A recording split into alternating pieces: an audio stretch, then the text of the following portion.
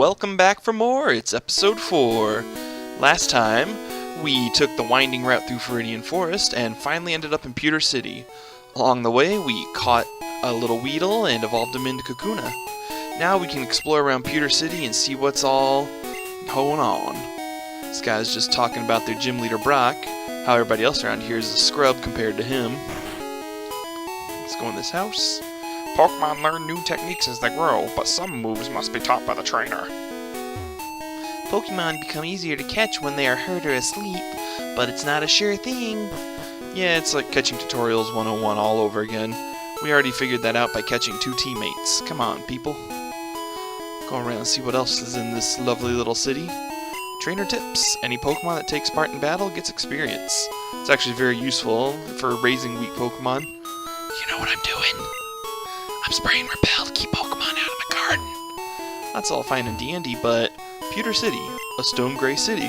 To read the town sign, you gotta walk right through your garden, buddy. Oh well. Let's see what else we got going around up here. We got the shop, and this guy. Did you check out the museum? Really? You absolutely have to go. This guy's gonna take us to a museum. Is it the Museum of Natural History? It's right here. You have to pay to get in, but it's worth it. See you around. Now we're not going to go in there just yet. There's a couple other things I want to look around town to see. I think there's another house over here. Let's see what they got going on in here. Nidoran, sit. Bow bow! All Pokemon's an outsider, so it's hard to train. An outsider's a Pokemon that you get in a trade. It grows fast, but it'll ignore trainers. If only I had some badges. Yeah, it talks about the loyalty stat that's in these games. Trainers have a hard time if it's a traded Pokemon, raising it unless they have badges. It's $50 for a child's ticket. Would you like to come in? $50, thank you. So here we are in the museum. Doesn't look like much, but that is one magnificent fossil. Talk to him. Ugh, bones of a dragon. Aerodactyl fossil, a primitive and rare Pokemon. Wonder what this one's got. Ugh, something. Kabutops fossil, a primitive and rare Pokemon. So they've got fossils downstairs. What they got upstairs? Space. Moonstone? What's so special about it? July 20th, 1969. The first lunar landing. I bought a color TV just to watch it. Meteorite that fell on Mount Moon. Moonstone? There's no fancy pictures to go with that, unfortunately. I want a Pikachu. It's cute. I asked my daddy to catch me one. Yeah, Pikachu soon, I promise. A little space shuttle up here, too. It's a space shuttle Columbia. Out of respect for the crew and all that were lost when it re-entered the atmosphere, when it was destroyed, they censored it in the Fire Red, Leaf Green remakes. Fun little trivia there for you. Now let's get out of here. We've seen all we can in the museum for now. We'll come back to it later. Head over towards up here. You feel like there'd be something up there. Oh well. It's rumored that Clefairies came from the moon. I feel like that should be Clefairy came from the moon. I don't think Pokemon have S's after their name for plural. Pewter City Pokemon Gym, Leader Brock, the rock-solid Pokemon trainer. So there's the gym. That's our final destination here in town. See if we can do anything else here, though. What's this little scrub doing? Oh, thieves have been stealing Pokemon fossils at Mount Moon. Please call Pewter Police. You're a Pokemon trainer, right? Brock's looking for new challengers. Follow me. You're not allowed to leave town. Ever. Also, like this guy, whenever he's done with us, he somehow magically phases through a wall. If you have the right stuff, go take on Brock. So he goes to the right, doesn't go into the gym, he just goes right. And there's a fence there. Where'd he go? Anyways, into the gym. Here we are, first gym.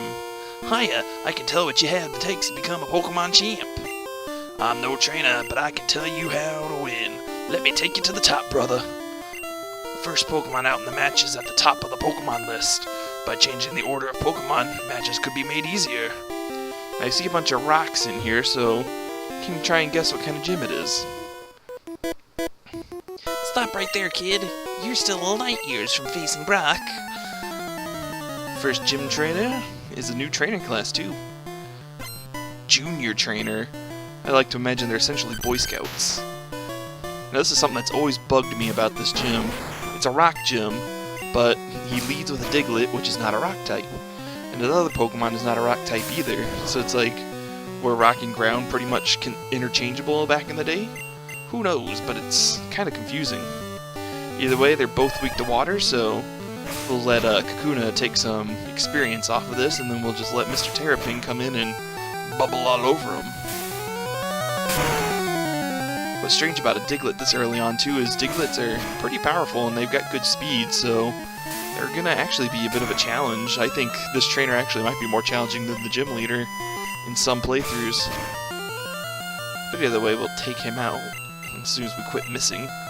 I seem to have like the worst accuracy in the game, but maybe I'm just being crazy, who knows. Mr. Terrapin gets to level 11 now, so we're slowly chipping our way up there. See, and then he sends out Sandshrew, who's also a pure ground type. Where's the rocks? Sand attack. We're not gonna go through that again. I don't want to relive Blind Fight 2017. Oof. And of course, Mr. Terrapin's gonna fall, but we have 2 more Pokemon waiting to go. Let's see how many times we can miss now that he just hit us with 1. There we go. Terrapin's down, but I've got 2 more people full health. Well, kinda. The Perkles get some experience going on here. Maybe if we're lucky we'll poison him too. Of course not. And then we'll just let Drillbit come in and finish the job.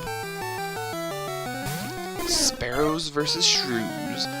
It's the barnyard fight of the century. 1 more and that little bugger's out of our hair.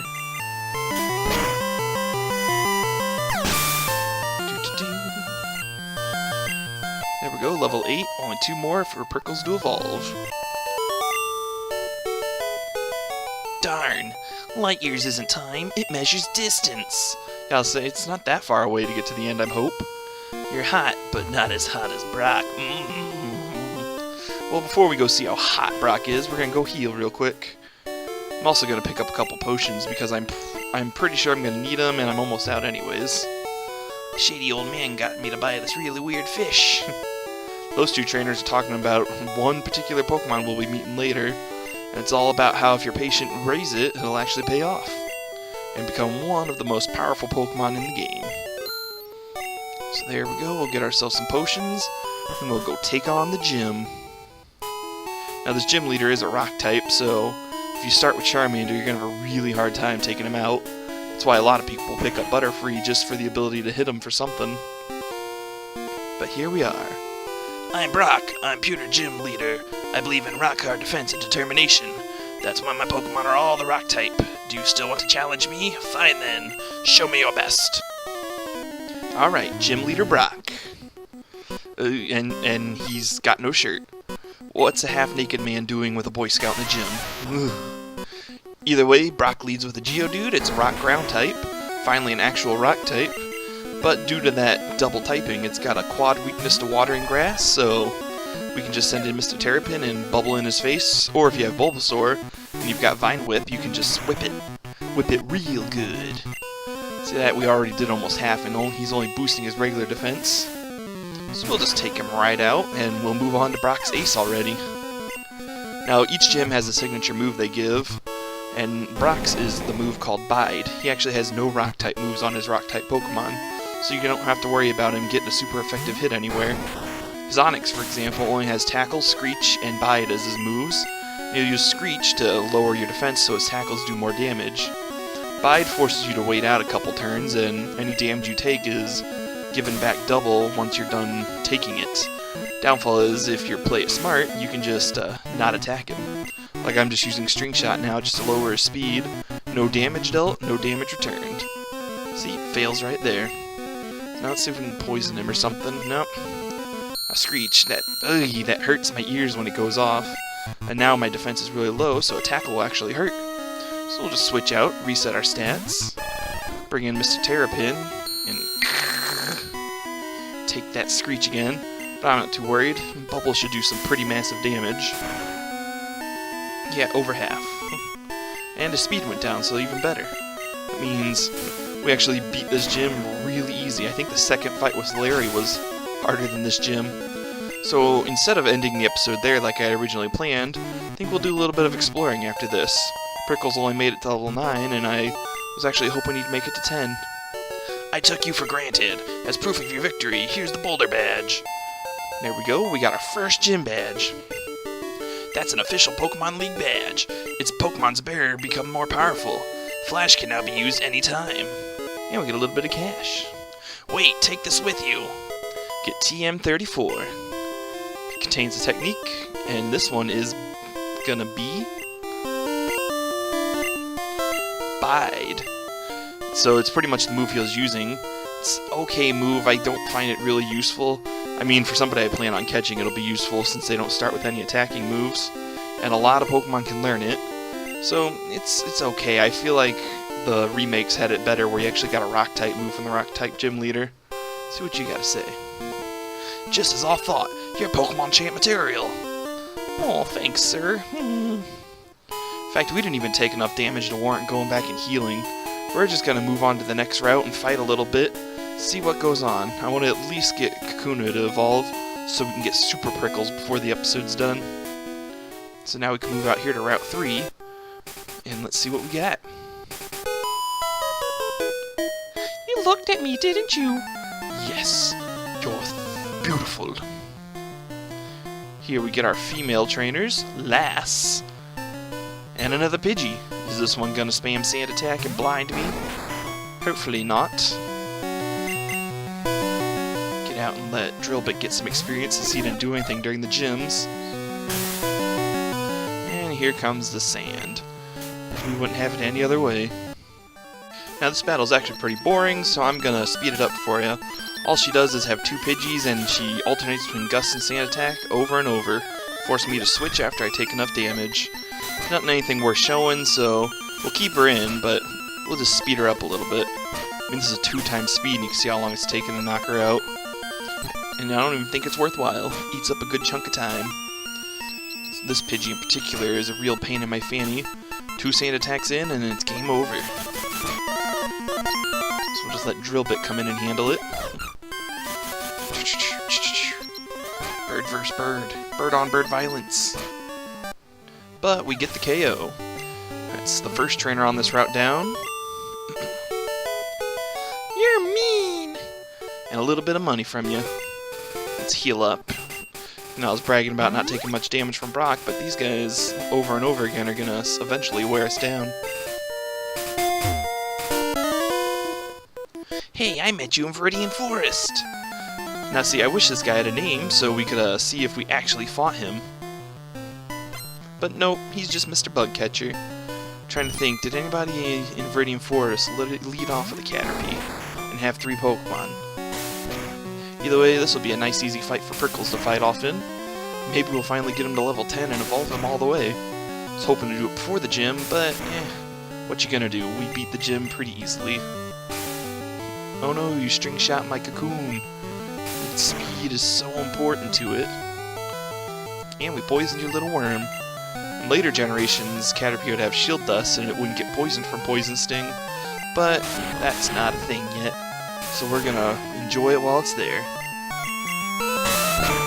Tackle, Poison Sting, Tackle, Poison Sting, and it's gone. Prickles has gotta be close. Of course, bring in the Weedle, we'll just bring in the Drillbit. Your little needle is nothing compared to my drill bits. And I still haven't been poisoned once now that I think about it. Bought all those antidotes, and for what? Nothing. Slowly chipping you away. There we go, Prickles is level 10. That's the level Kakuna evolves into Beedrill. Oh, and Drillbit got to level 10 too. Look at that, everybody wins. I don't think there's any trainers in Viridian you have Radiant Forest that had 2 Caterpies and a Weedle. They all either had the evolved forms or one of them, never all 3. So we'll just clear this guy out, and we'll get to watch Kakuna evolve again. I kind of lied to when I said he gets it when he evolves. You beat me again. They actually don't learn a move when they evolve. You have to get them to level 12. So, Butterfree does not get Confusion, and Beedrill does not get Fury Attack right away. So you're still stuck with your Poison, Sting, and Tackle if you go that route. But there we go. We got ourselves a Beedrill. I feel like that's a pretty big accomplishment. He's got pretty high stats for this point in the game. I mean, look at that attack, 22. And speed of 22. I believe that's the highest of all my Pokemon. Anyways, I feel like that's a good stopping point for the day. We'll continue on this route, and we'll see you guys next time. So until then, as usual, stay beautiful.